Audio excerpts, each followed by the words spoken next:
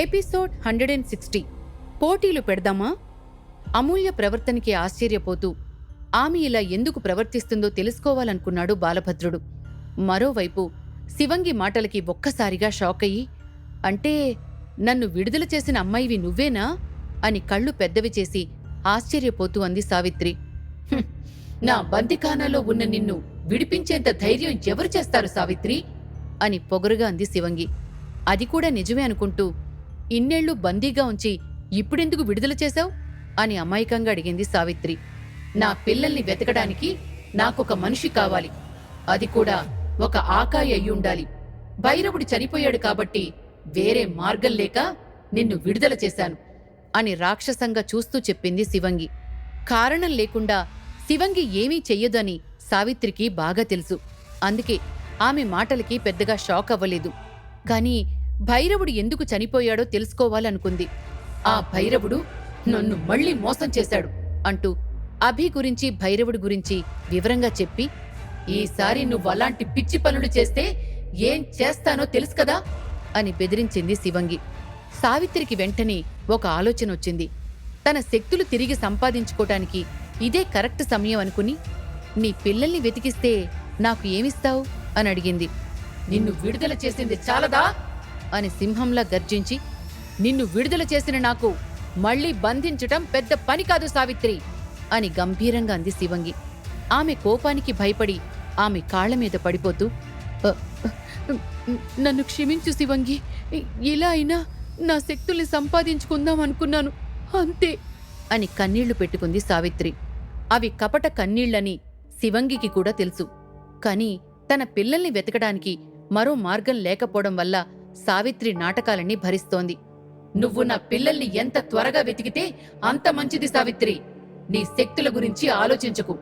నువ్వు నాకు నమ్మకంగా ఉంటే నీ శక్తులు నీ దగ్గరకే వస్తాయి అని చెప్పి మాయమైపోయింది శివంగి. ఒక్కసారి నా శక్తులు రానివ్వు శివంగి. నన్ను ఎంత క్షోభ పెట్టావో దానికి 100 రెట్లు ఎక్కువ క్షోభకి గురిచేస్తాను అని మనసులో కన్నింగా అనుకుంటున్న సావిత్రికి ఎదురుగా గోడకి వేలాడుతున్న శంకరయ్య ఫోటో కనిపించింది. నేను ఈ స్థితికి రావడానికి కారణం వీడే, వీణ్ణి చంపితేనే గాని నాకు పట్టిన దరిద్రం వదిలిపోదు అనుకుంటూ శంకరయ్య గదికి పెద్ద పెద్ద అడుగులు వేసుకుంటూ వెళ్ళింది సావిత్రి.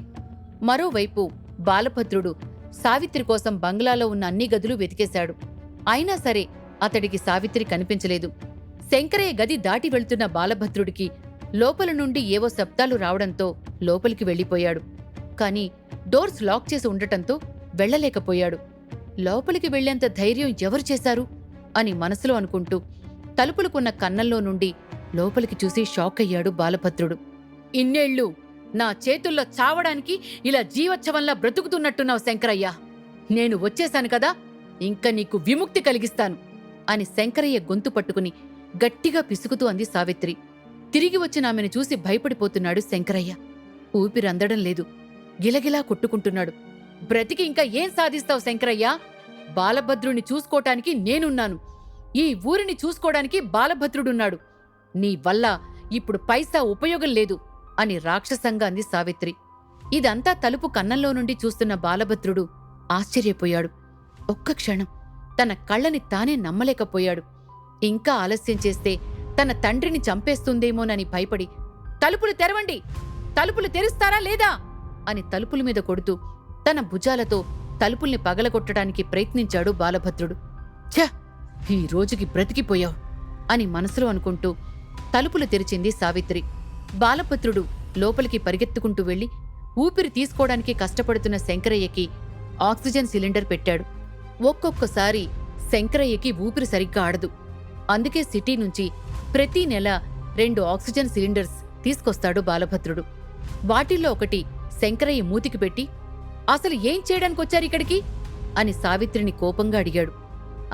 అదే భద్రా, మీ నాన్నగారికి సరిగ్గా ఊపిరి ఆడటం లేదు, అందుకే గొంతు సవరిస్తున్నాను అని అవలీలగా అబద్ధం చెప్పేసింది సావిత్రి. ఛీ, అబద్ధాలు ఆడాలని చూడకు, నువ్వు లోపల ఏం చేస్తున్నావో అంతా చూశాను అని అసహించుకుంటూ అన్నాడు బాలభద్రుడు. ఓ, చూసావా? అయితే ఇంక నేను నటించాల్సిన అవసరం లేదనుకుంటా అని కన్నింగా అంటూ, చంపే భద్రావాణ్ణి, భూమికి భారంగా నీకు బరువుగా ఇంకా ఎన్నాళ్ళుంటాడు అని శంకరయ్య దగ్గరకొస్తూ అంది సావిత్రి. ఆమె మాటలకి మళ్లీ షాక్ అయ్యాడు బాలభద్రుడు. సావిత్రి మాటలకు ఎలా రియాక్ట్ అవ్వాలో అర్థం కావడం లేదు. అసలు నువ్వు మా అమ్మవేనా? మీరు తిరిగొచ్చింది నన్ను మా నాన్నని చంపడానికా? అని బాధగా అడిగాడు బాలభద్రుడు. భద్రా, నిన్నెందుకు చంపుతాను? నువ్వు నా వారసుడివి మాత్రమే కాదు, చీకటి సామ్రాజ్యానికి కాబోయే మహారాజువి. నిన్నెలా చంపుకుంటాను భద్రా? అని అతడి దగ్గరికి ప్రేమగా వచ్చి అతడి చెంపని ఆప్యాయంగా నిమిరింది సావిత్రి. మరి మా నాన్నని ఎందుకు చంపాలనుకుంటున్నారు అని అర్థం కాక ఆమెకు దూరంగా జరుగుతూ అడిగాడు బాలభద్రుడు. సావిత్రి శంకరయ్య వైపు రాక్షసంగా చూస్తూ తన దవడ కండరాన్ని బిగించింది. మీరు ఆకాయ అని తెలిసిన తర్వాత కూడా నాన్నగారు మిమ్మల్ని ప్రేమించారు. మీ ప్రతీకారాన్ని తీర్చుకోవడానికి ఆ శివంగిని కూడా చంపేశారు. మీకోసం ఇంత చేసిన ఆయన్ని ఎలా చంపాలనుకుంటున్నారు అని ఆవేశంగా అడిగాడు బాలభద్రుడు. హో, నీకలా చెప్పాడా? పిచ్చి భద్రా, విన్నది నమ్మేసి జరిగిందేంటో తెలుసుకోకుండా మోసపోయావా అని జాలిగా అంటూ, వీడికి నేను ఆకాయ అని తెలియగానే నన్నింట్లో నుండి గెంటేశాడు. నేను ప్రాణాలతో ఉంటే నిన్ను కూడా ఆకాయలా మార్చేస్తానేమోనని తన పనివాళ్లతో నన్ను చంపించడానికి ప్రయత్నించాడు. అప్పుడు నా శక్తులు లేకపోవడం వల్ల నేను వాళ్ళని ఎదిరించలేకపోయాను. నన్ను అతి దారుణంగా కొట్టి కారుణ్య నదిలో పడేశారు. కొన ఊపిరితో కొట్టుకుంటున్న నన్ను శివంగి బంధించి పిశాచి బంగ్లాలో కట్టిపడేసింది అని తనకి జరిగిన అన్యాయం గురించి పూర్తిగా చెప్పింది సావిత్రి. శంకరయ్య చెప్పిన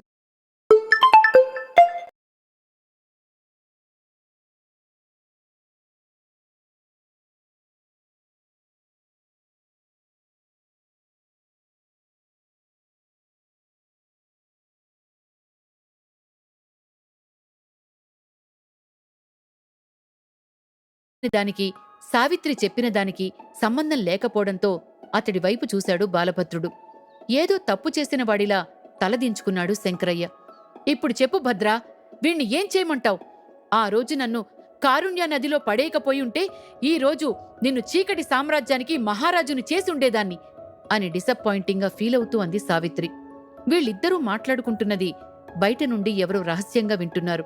బాలభద్రుడు అది గమనించలేకపోయాడు. ఏం చేయమంటావు? నన్నే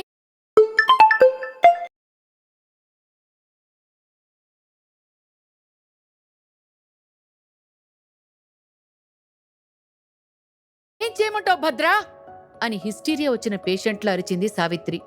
చీకటి సామ్రాజ్యానికి మహారాజు అనగానే బాలభద్రుల్లో కూడా అత్యాశ పెరిగింది. మారుతున్న అతడి ముఖాన్ని చూస్తూ శంకరయ్యని చంపేయడానికి ఒప్పుకుంటాడు అనుకుంది సావిత్రి. సరిగ్గా అప్పుడే తలుపు దగ్గర్నుండి ఏదో శబ్దం అవడంతో ఎవరో తమ మాటల్ని వింటున్నారు అనిపించి గుమ్మం దగ్గరికి వెళ్ళింది సావిత్రి. అక్కడ ఎవ్వరూ లేరు. అప్పుడే సోమప్ప అక్కడికి కంగారుగా పరిగెత్తుకుంటూ వచ్చి, అమ్మా, చిన్నయ్యని పిలుస్తారా? ఆయన్ని కలవడానికి ఆయన స్నేహితులొచ్చారు అని చెప్పాడు. ఇప్పటి వరకు తమ మాటల్ని వింటుంది సోమప్పే అని అనుమానపడింది సావిత్రి. కాని అతడు అలాంటివాడు కాదు అని సైగలు చేసి చెప్పాడు బాలభద్రుడు. సాక్ష్యాలు లేకుండా నమ్మకస్తుణ్ణి చంపటం ఇష్టం లేక సోమప్పని అక్కడ్నుంచి తీసుకుపోతూ, నన్ను కలవడానికి ఎవరొచ్చారు అని అడిగాడు బాలభద్రుడు. రోహిత్, తారమ్మలు అని చెప్పగానే బాలభద్రుడు వాళ్ళు సిటీకి వెళ్లడానికి తొందరపడుతున్నారు అనుకున్నాడు. సారీ రోహిత్, ఈ హడావిడ్లో పడిపోయి మీ ప్రయాణానికి కావలసిన ఏర్పాట్లు చెయ్యలేకపోయాను అంటూ రోహిత్ ఏదో చెప్పేలోపే, సోమప్ప, త్వరగా వెళ్లి బండి సిద్ధం చెయ్యి అని చెప్పాడు బాలభద్రుడు. అవసరం లేదు బాలా, మేమిప్పుడు సిటీకి వెళ్లాలనుకోవడం లేదు అని రోహిత్ అనడంతో, ఎందుకు అని అడిగాడు బాలభద్రుడు. విక్కీ వాళ్ళ అమ్మగారు వేరే పనిమీద వైజాగ్కి వెళ్తున్నారంట. ఆవిడ తిరిగి హైదరాబాద్కొచ్చాక వెళ్దాం అనుకుంటున్నాం అని అబద్ధం చెప్పాడు రోహిత్. మరి చంద్ర పరిస్థితి అని ప్రశ్నార్థకంగా అడిగాడు బాలభద్రుడు. వాడు కూడా మాతో పాటు రావడానికి ఇంట్రెస్ట్ చూపించడం లేదు. ఇప్పుడు కూడా పూజారి గారితో టైం స్పెండ్ చేయడానికి వెళ్లాడు అని ఇంట్లోనే ఆగిపోయిన చంద్ర గురించి కూడా అబద్ధం చెప్పాడు రోహిత్. సరే, మళ్ళీ నా దగ్గరికెందుకొచ్చారు అని అనుమానంగా అడిగాడు బాలభద్రుడు. మీ అమ్మగారు తిరిగొచ్చినందుకు ఊర్లో ఒక పార్టీ ఏర్పాటు చేస్తే ఎలా ఉంటుందా అని అడగడానికొచ్చాం అంది తార. ఓ, మీకు చెప్పడం మర్చిపోయాను. రేపు ఊర్లో వాళ్ళందరికీ భోజనాలు పెడుతున్నాను. ఈ పనులన్నీ మీరు దగ్గరుండి చూసుకోవాలి అని మరీ మరీ చెప్పాడు బాలభద్రుడు. భోజనాలతో పాటు కొన్ని కల్చరల్ యాక్టివిటీస్ పెడితే ఎలా ఉంటుంది అని తన ప్లాన్ని ఇంప్లిమెంట్ చెయ్యాలని చూస్తున్నాడు రోహిత్. అంటే ఎలాంటివి అని అనుమానంగా చూస్తూ అడిగాడు బాలభద్రుడు. ఊర్లో ఉన్న యూత్ అందరికీ కుస్తీ పోటీలు పెడదాం అనుకుంటున్నాం. అంతేకాదు రన్నింగ్, స్విమ్మింగ్ పోటీలు కూడా పెట్టాలనుకుంటున్నాం అని. మీరేమంటారు అన్నట్టుగా చూశాడు రోహిత్. పక్క ఊర్లో వాళ్ళని కూడా పిలిస్తే ఇంకా బావుంటుంది అని అత్యుత్సాహం చూపిస్తూ అన్నాడు విక్కీ. ఇంతమంది గుమిగూడితే ఆమెకేదైనా సమస్య రావచ్చు. ఇంకా శివంగి సమస్య సాల్వ్ కాలేదు అని మనసులో అనుకుంటూ వాళ్ళకి నో చెప్పబోతుండగా సావిత్రి వాళ్ళ దగ్గరకొచ్చి, నీ ఆలోచన చాలా బావుంది రోహిత్. వాటికి కావలసిన ఏర్పాట్లు చూడండి. నేను తిరిగొచ్చినందుకు ఊర్లో వాళ్ళందరూ సంబరాలు చేసుకోవాలి అని సంతోషంగా అంది సావిత్రి. ఆమె మాటలకి బాలభద్రుడు షాకింగ్గా చూశాడు. మగవాళ్లకే కాకుండా ఆడవాళ్లకి కూడా ఏమైనా పోటీలుంటే చూడండి అని సావిత్రి అనడంతో సరే అని చెప్పి ఇంటికి వెళ్ళిపోయారు రోహిత్, తారా, విక్కీలు. ఆడవాళ్లకి పోటీలెందుకురా? అంతమందొస్తే మళ్ళీ మనం కన్ఫ్యూజ్ అవుతాం అని టెన్షన్ పడుతూ అడిగాడు విక్కీ. నిజానికి రోహిత్ ప్లాన్ ఏంటంటే ఊర్లో ఉన్న వాళ్ళందర్నీ పోగేసి వాళ్లల్లో శివంగి పిల్లలు ఎవరున్నారో తెలుసుకోవాలనుకుంటున్నాడు. ప్రతి యువకుణ్ణి చంద్రచేత తాకించి ఆ పుట్టుమచ్చ మెరుస్తుందో లేదో చూడాలనుకుంటున్నాడు. శివంగి పుట్టిన పిల్లల్లో అందరూ మగవాళ్లే ఉంటారు అని అనుకోవడం తప్పు విక్కీ. ఒకవేళ ఆడవాళ్లు కూడా ఉంటే అని ఆగిపోయింది తార. ఏ కళ్ళు కనిపించడం లేదా? చత్వారం ఏమైనా వచ్చిందా ఏంటి అని అమూల్య వెటకారంగా అడిగేసరికి ఆమె వైపు సంతోషంగా చూసింది లిల్లీ. ఎగ్జాక్ట్లీ, ఈ ఆలోచన నాకు రాలేదు. చూద్దాం రేపు ఎంతమంది పిల్లలు బయటపడతారు అన్నాడు రోహిత్. అమూల్యకేదో అయిందనుకుంటూ అక్కడ ఉండటం ఇష్టం లేక బయటికొచ్చేశాడు బాలభద్రుడు. మరోవైపు సావిత్రి ఏం ఆలోచిస్తుందో అర్థం కాక, నా కోసం తన ఫ్రెండ్స్తో గొడవపడిన అమూల్యేనా ఇలా మాట్లాడేది? ఇప్పుడీ పోటీలు అవసరమా? ఖచ్చితంగా ఆ రోజు రాత్రి ఏదో జరిగింది. అందుకే అమూల్య ప్రవర్తనలో మార్పొచ్చింది. అదేంటో త్వరగా తెలుసుకోవాలి. శివంగి తన మారణహోమాన్ని మళ్లీ మొదలుపెట్టింది. ఈ హడావిడిలో మీకేమైనా జరిగితే అని భయపడుతూ అడిగాడు బాలభద్రుడు. లేదంటే భయపడకు భద్రా, నా లక్ష్యానికి నేను దూరం అయిపోతాను అని మనసులో అనుకుంటూ సావిత్రిని వెతుకుతూ వెళ్లాడు బాలభద్రుడు. శివంగి నన్ను ఏమీ చెయ్యలేదు. ఎందుకంటే నన్ను ఆ పిశాచి బంగ్లాలో నుండి విడుదల చేసింది తనే కాబట్టి అని సావిత్రి అనగానే ఒక్కసారిగా షాక్ అయ్యాడు బాలభద్రుడు.